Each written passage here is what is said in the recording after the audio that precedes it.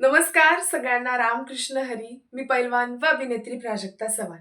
Video बनवण्याचं कारण हेच की महाराष्ट्र राज्य कुस्तीगीर संघटना यांच्या मान्यतेने 68वी महाराष्ट्र केसरी स्पर्धा याचे आयोजन करण्यात आलेले आहे.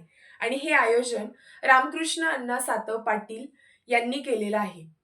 महाराष्ट्र केसरी 2026 ही स्पर्धा वाघोलीमध्ये आयोजित करण्यात आलेली आहे. आणि मी असं ऐकलंय की उपविजेत्यासाठी स्कॉर्पिओ एन ही गाडी बक्षीस म्हणून ठेवण्यात आलेली आहे.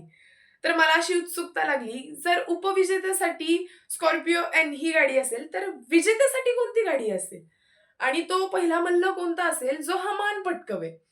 रामकृष्ण सातव पाटील यांचं खरंच मी कौतुक करते की इतिहासामध्ये पहिल्यांदाच एवढं मोठं बक्षीस पैलवानांसाठी ठेवण्यात आलेलं आहे.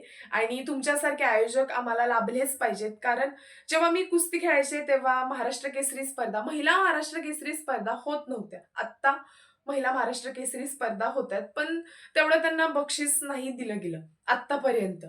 आपल्या भारतामध्ये साक्षी मलिक यांसारख्या पैलवान आहेत ज्या ऑलिम्पिकला जाऊन आल्यात, पण आपल्या महाराष्ट्रामध्ये अजून एक सुद्धा अशी पैलवान नाही जी ऑलिम्पिक पर्यंत गेलीये. सोनाली मंडलिक सारखे आपल्या महाराष्ट्रामध्ये पैलवान आहेत ज्यांनी 18-19 वर्ष कुस्तीला दिलेले आहेत आणि 22-23 गदा त्यांनी मिळवलेल्या आहेत. तर जेव्हा असे मल्ल स्पर्धेपर्यंत पोहोचतात तेव्हा त्यांना अनेक अडचणी येतात.